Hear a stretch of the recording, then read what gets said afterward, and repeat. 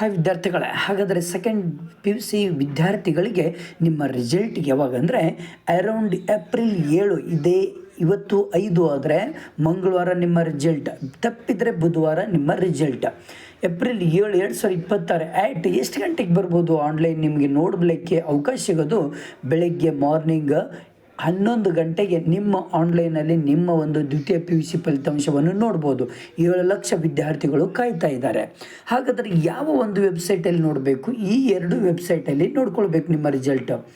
KARESULTS.nic.in ಈ ಒಂದು ವೆಬ್ಸೈಟಲ್ಲಿ ಸಿಗಲಿಲ್ಲ ಅಂದರೆ ಇದರಲ್ಲಿ KSEAB.karnataka.government.in ಈ 2 ವೆಬ್ಸೈಟಲ್ಲಿ ನಿಮ್ಮ ರಿಸಲ್ಟ್ ಸಿಗುತ್ತೆ. ಹಾಗಾದರೆ ಹೇಗೆ ನೀವು ನೋಡ್ಕೊಳ್ಬೋದು ಅಂದರೆ ನಿಮ್ಮ ರಿಜಿಸ್ಟ್ರೇಷನ್ ನಂಬರ್ ಹಾಕಬೇಕು, ಜೊತೆಗೆ ನಿಮ್ಮ ಡೇಟ್ ಆಫ್ ಬರ್ತನ್ನು ಹಾಕಿ ಸಬ್ಮಿಟ್ ಬಟನ್ ಮೇಲೆ ಕ್ಲಿಕ್ ಮಾಡಿದರೆ ನಿಮ್ಮ ಒಂದು ಮಾರ್ಕ್ಸ್ ಕಾರ್ಡ್ ಓಪನ್ ಆಗುತ್ತೆ. ಯಾವ್ಯಾವ ವಿಷಯಕ್ಕೆ ಎಷ್ಟು ಮಾರ್ಕ್ಸ್ ತೊಗೊಂಡಿದ್ದೀರ ಅನ್ನೋದು ಕೂಡ ಇಲ್ಲಿ ಗೊತ್ತಾಗುತ್ತೆ. ಹಾಗಾಗಿ ಈ ರೀತಿ ರಿಸಲ್ಟ್ ನೋಡುವಂಥದ್ದು ನಿಮ್ಮ ಫ್ರೆಂಡ್ಸಿಗೆ ಶೇರ್ ಮಾಡಿ, ಹಾಗೆ ನನ್ನ ಚಾನಲನ್ನು ಸಬ್ಸ್ಕ್ರೈಬ್ ಮಾಡಿ. ನಿಮ್ಮ ವಿಸಿಟ್ ಕೊಡುವಂಥ ವೆಬ್ಸೈಟ್ಗಳು ಇಲ್ಲಿ ಕೊಟ್ಟುಬಿಟ್ಟಿದ್ದೇನೆ.